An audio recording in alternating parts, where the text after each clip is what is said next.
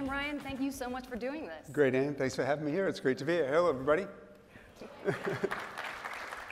So I'd like to start off kind of at the beginning. When you started this job in July of 2016, something happened that kind of changed your approach to leadership at the company. What happened?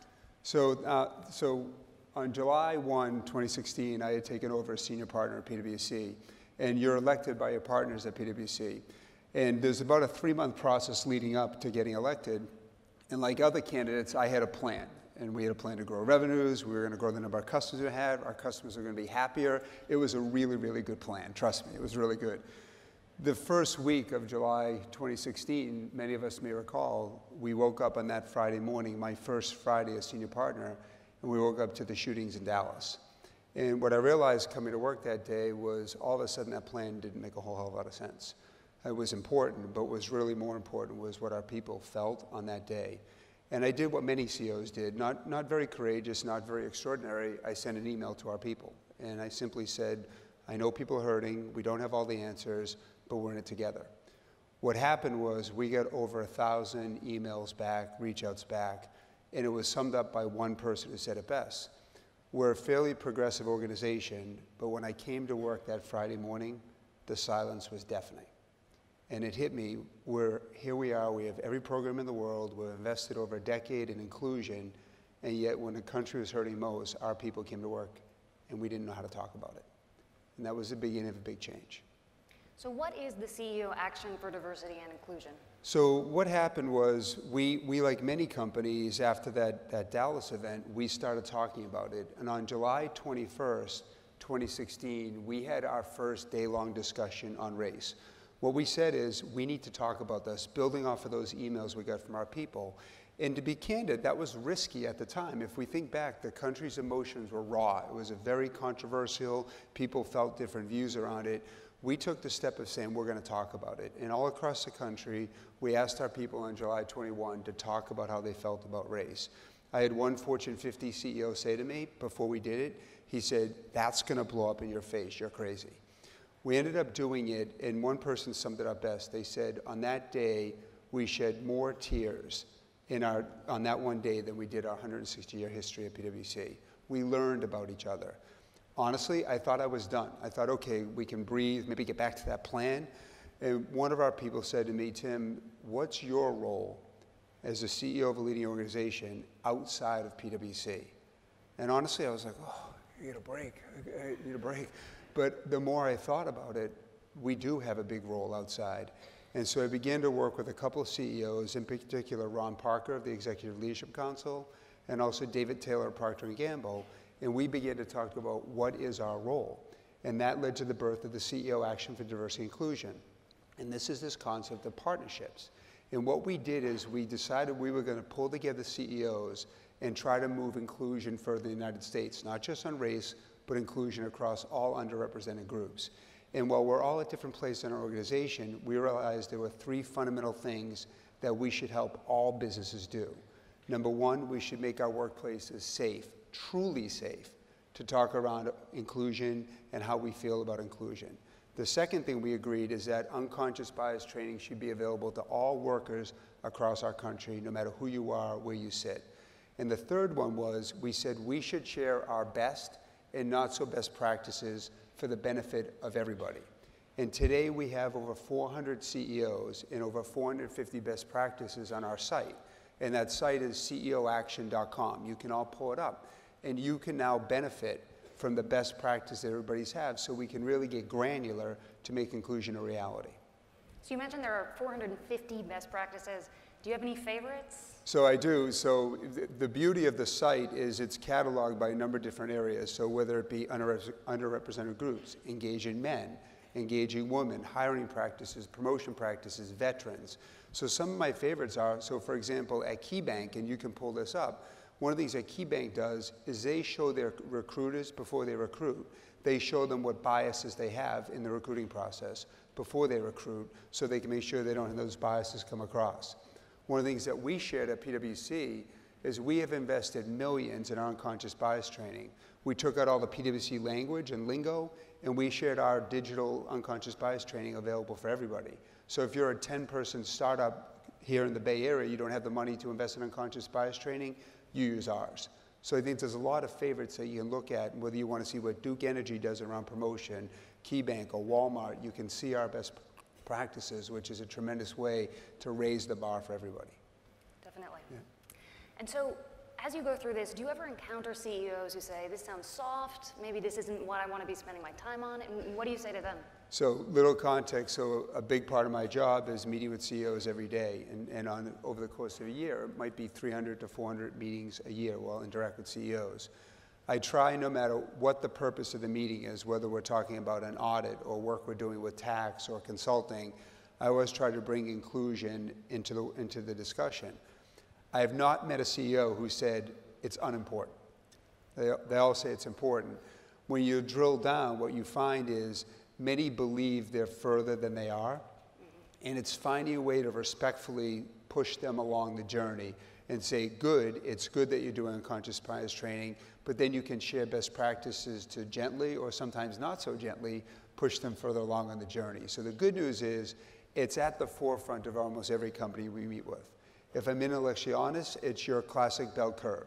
You've got 20 or 30% that get it, they're leading from the front, they're driving, they're listening to you all, and others that are somewhere in the middle that need to be pushed. And frankly, I think that's our biggest opportunity, which is to give our CEOs the courage to push further and further and know that's going to be okay.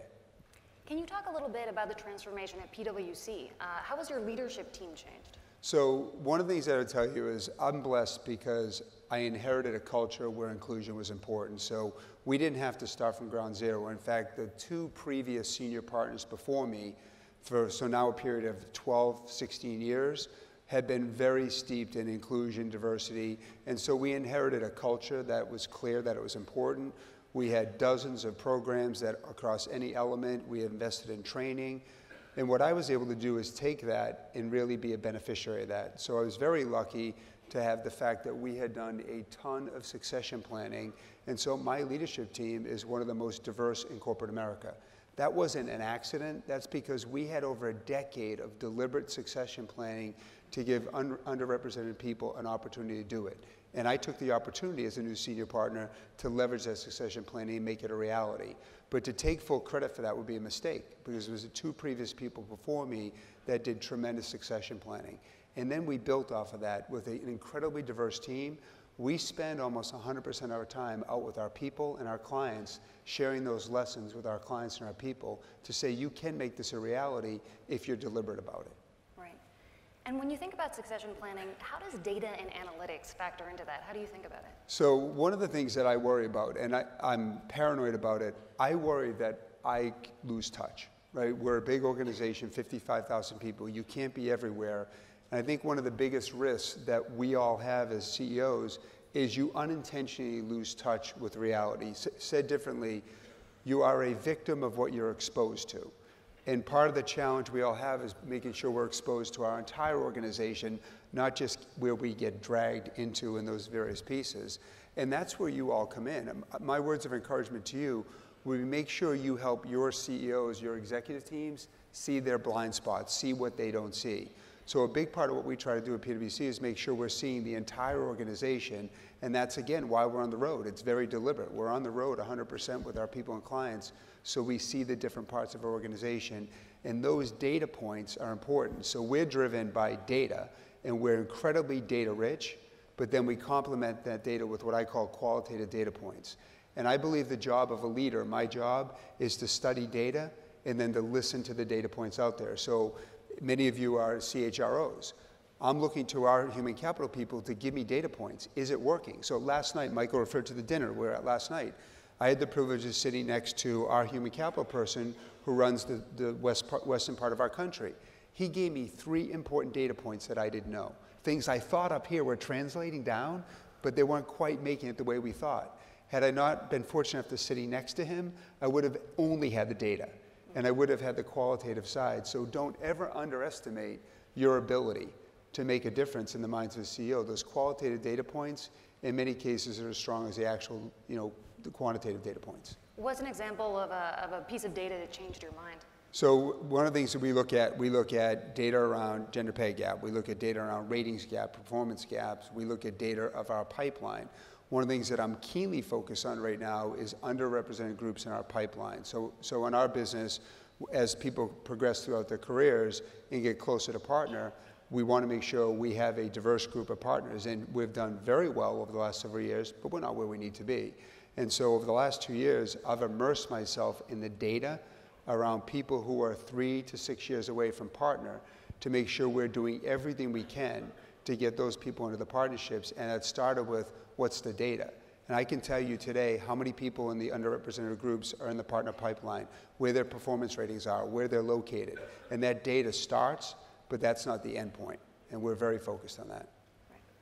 So you're talking about pretty big changes at PwC. You know, as you go out to other companies, do you think that they overestimate the barriers to change? So, great question. Go back to the point I said where I have this wonderful privilege, like many of my partners, of meeting with CEOs. Many of them would say that we want to do better, but we're not sure how to do better. I recently had a discussion with the CEO of a very large global insurance company that's headquartered here in the United States, and he had sought us out on the topic of diversity. And he said, Tim, you folks are doing a lot, and make no mistake about it, we're not where we want to be, but we're doing okay, and I'm proud of our people and what we're doing. He said, I think I'm doing the right things, but can you give me specifics? And we then went through 6 specifics, very specific things that we're doing. And he said, holy cow, we're not doing any of that. I thought I was doing well. He goes, I didn't even realize people were doing those types of things. And I'll give you one example.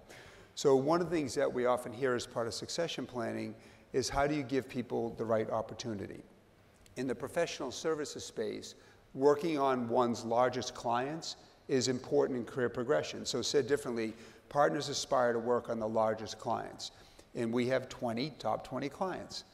5 years ago, we had 20 white men doing our 20 top 20 clients. Not proud of that, but that's what it was.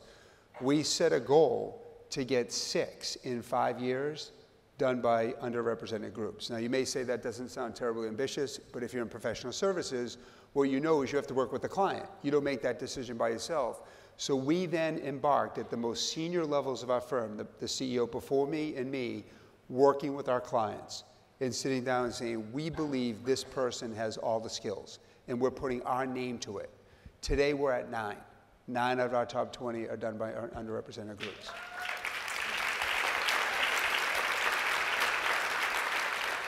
But that specific didn't happen unless we were willing to roll up our sleeves and sit down client by client and put our personal name next to incredibly talented professionals.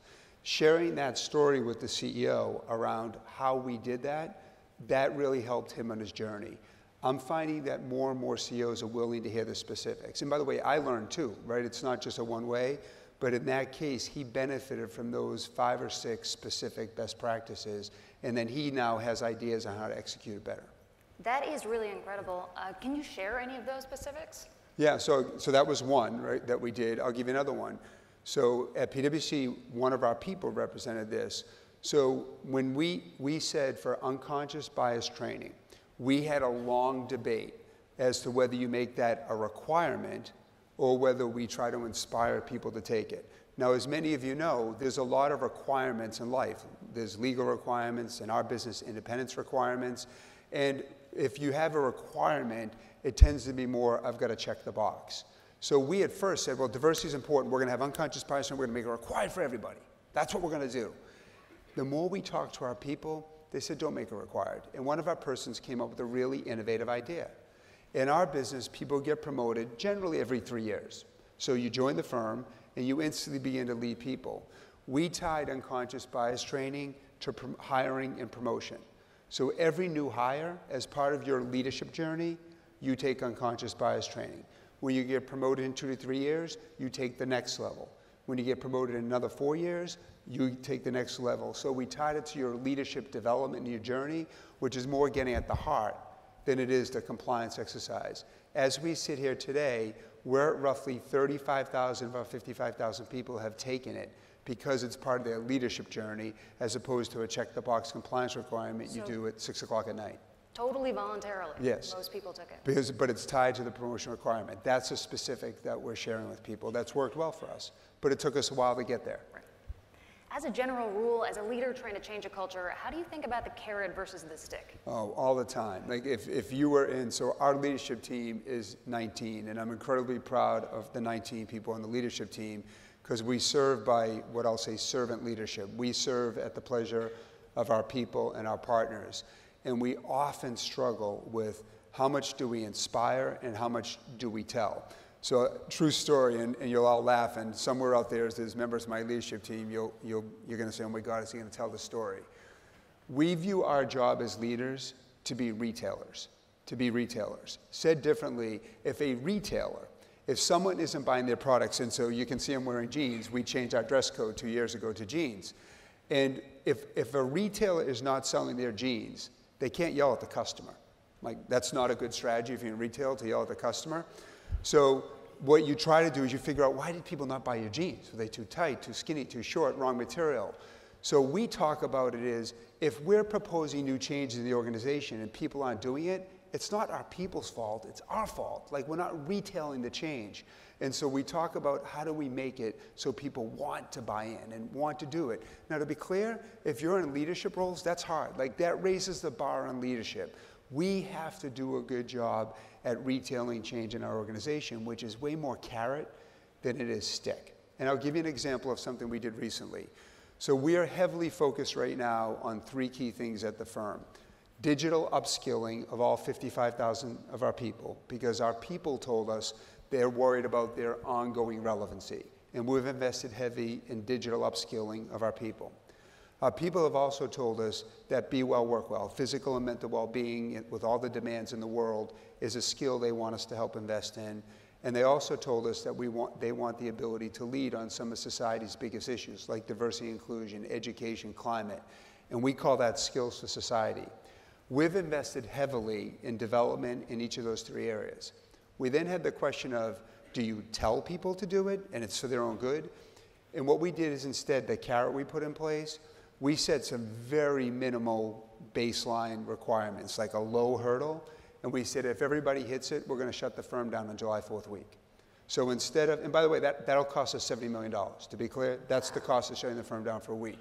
And what we said is, we said if everybody buys in just a little on digital fitness, physical and mental well-being, build well, work well, and skills to society, what we will do is everybody gets the week off at the same time.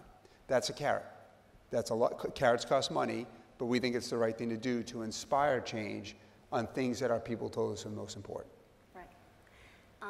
And so when you did change the dress code and when you did do more jeans, that was kind of a radical step. Can you talk about that? Did you meet with resistance? So it certainly was radical in New York. It wasn't radical here, but in New York. So I can say this because I work in New York. So I announced this at a New York partners meeting, and picture like being on stage like this, but it's not a forward-thinking audience like this. It's the New York partners. They're all sitting there like this in their suits, and I announced we're going to jeans, and they're like rolling their eyes.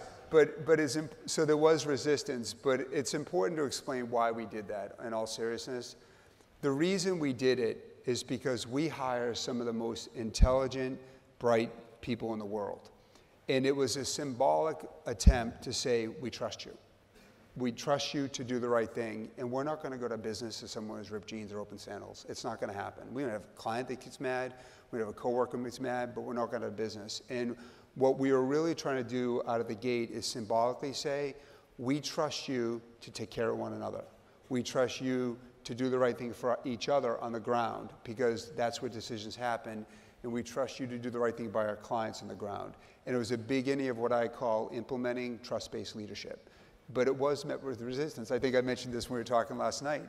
So my human capital folks who are out there in the audience, and you folks are awesome, but when we first came out with the email to announce this, you all tried to edit it 5 times. Like, well, it can only be this kind of jeans with this kind of shirt. Can't be ripped jeans, can't be open sandals. And finally I said, no, we're missing the point. Like, we have to trust our people to do the right thing. And so that's been this journey of trust-based leadership. How has that helped with recruiting?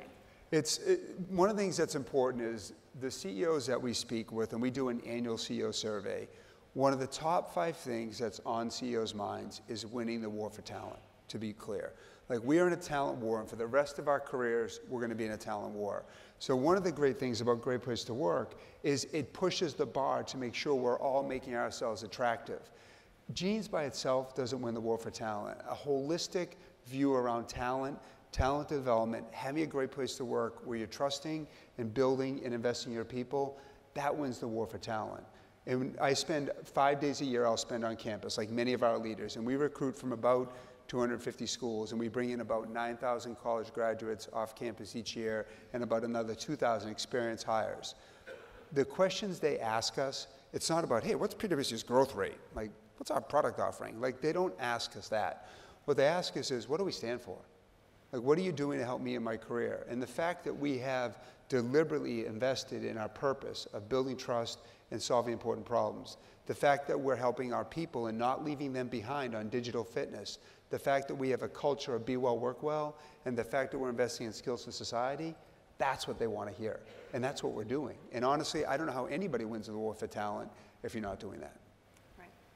So you're talking a lot about big changes at the organization. Right. There's got to be some internal pushback from the old guard. How do you deal with that? I think one of the things that we often hear, and both at PwC and at our clients, is you'll often meet with the CEO and you'll say, I know what I want to do. My people know what I want to do. It's the middle. It's the middle of my organization. And that's true sometimes, but here's the challenge for me and for other leaders. And a quick story. About 7 or 8 years ago, I had the opportunity to be at a small table with former President Clinton. And he said, I'm going to tell you the biggest mistake I made in the White House. And of course, we're all like, what's he going to tell us? And what he told us was, he said, I often assumed everybody knew why I was doing things. And he said, I often brushed across the why. And so we do run into resistance, but this goes to the retail philosophy. It does no good if I get mad at the middle or any other CEO gets mad at the middle. We have to look in the mirror and say, have we really spent the time explaining to them, A, why we're doing it, and here's the important point, why it's going to be okay for them. Why it's going to be okay for them. Because the reality is around inclusion, one of the biggest things that the middle worries about is what does it mean to them. And so what we've learned is maybe to slow down a bit and invest more in explaining why we're doing this, why digital fitness is so important, why inclusion is so important, what it means to their career advancement opportunities. And that's what we mean by that first commitment on a CEO action for diversity and inclusion, having the true safe conversations. It's one thing to say it's the right thing to do, which it is. It's one thing to say it's a business imperative, which it is. It's one thing to say if we don't do it, we'll have regulation that does it for it, which I believe. But it's more important to say, here's why you're going to be okay as a white man middle manager, and here's why it's best for everybody. And those are the conversations we're having at PwC, and they're not easy, to be clear. What do those conversations look like? Do you have to pull people aside? Do you do bigger meetings? Both. So we will do both. So at a personal level, so I grew up in the financial services space at PwC. I will often meet with people that I grew up with who have said to me, Tim, I get it. We love the agenda that you're pushing, that you and the team are driving. It makes sense to me. But what does it mean to me? I'll often meet with 4 or 5 at a time, people that I grew up with, and they'll say, help me understand how I think about it, how I can be better. But God, I wanted to be in one of those top 20 clients. I've worked my whole career. And we're having very candid conversations. Literally 2 days ago, I agreed to meet next time in New York on March 19th with one of our partners who just lost a race to be one of those top 20 guys. I mean, this is real. And he's a great partner, but he didn't get it. And now we're going to talk about what it means to him. And if you're not willing to invest that time as a senior leader, your aspirations of a truly inclusive organization aren't going to happen, because that hallway talk won't stop. So I'll meet with him like I do very often. And then we'll do it in larger groups as well. Does growth factor into this as well? Great question. The piece of advice for everybody. If your organization isn't growing, over the long term, it's going to be hard to be truly inclusive. And just like we were talking earlier, sometimes keeping things simple is really important. Basic business logic would tell you, if an organization is stagnant, not growing, it's going to be very hard to be inclusive, because in the middle, people are going to be fighting for slots, too few slots. So growth is really important. And one of the things that I didn't learn in the classroom when I went to college, but I learned it in life. We often, as leaders, will talk about, hey, the growth rate is X. That's important, but what's really important is explain why the growth rate is so important. Because when an organization is growing, you create opportunities for everybody. Good news is we're growing, so we don't talk about our top 20 clients anymore. We talk about our top 50 clients because we're growing. When you're growing, you can invest in your people. So growth is critical, in my view, to development of a great workforce. Growth is critical to inclusion, and so it is a big part of what we talk about. So we have 6 children, and if they would ever listen to me, which is a big if, I would tell them, make sure you go to an organization not only has the right culture, but that's growing, because that's where you're going to get the opportunities to grow. So this guy might have another good job waiting for him. Without a doubt. And that's part of my job, which is not only celebrate the person who got the job, which we do, by the way. In our communications, we often talk about the people who go into these roles, because we want to make sure we celebrate that, but it's equally celebrating that we help him get into the right role as well. Right. And so going forward, you know, what are the lessons that you take away from something that maybe you tried, a risk that you took that did not go over well? So many of us have, we only have 4 minutes, so I could take a long time. I have so many mistakes we've made, which we have. We at times have shot for the fences, like the big transformational change, and because most of us are ambitious and we like our hearts are in the right place. We want big change. And what we've realized is this is a series of small steps. Now, don't interpret small steps for lack of courage and an excuse to drag it out over a longer period of time. That's not what I'm talking about. I'm talking, we've come to the realization that deliberate small steps matter in a big way. And also, you need to be willing on each of those small steps to win the small battle. So I'll give you an example. So we had launched, one of the specifics that we had put in place is we said every senior leader who wanted to get onto what we call our ELT, our extended leadership team, which is roughly the top 150 partners in the firm. We said big change, big bold change. In order to be on the ELT, you need to have a distinctive diversity experience. I mean, you had to have done something meaningful to show that you're a leader and that you get it and you can inspire and drive change in an organization. Right idea. That was a little bit swinging for the fences. What we didn't do is we weren't willing at first, when somebody said, I had it, but it wasn't really substantive, we didn't really sit down and coach them as to why it wasn't substantive. So we announced this big goal that we were going to have every leader being on the LT to have a DDE, a distinctive diversity experience. But what we realized is we didn't have, I call it the plumbing, we didn't have the protocol in place to respectfully say, you know what, Tim, you say you had a distinctive diversity, that's really not it. Like, giving a talk is not leadership.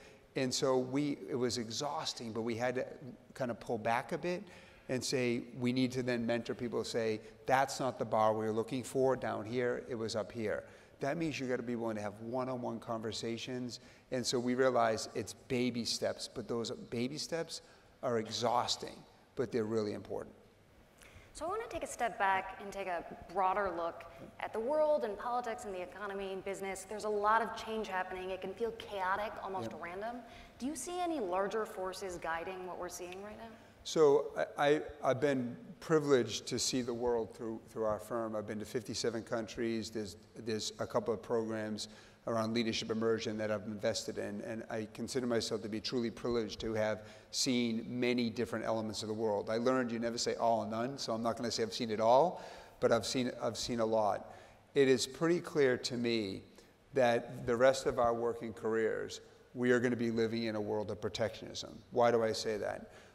Our world is short financial resources for roads, bridges, infrastructure, Social Security, elderly, education, defense.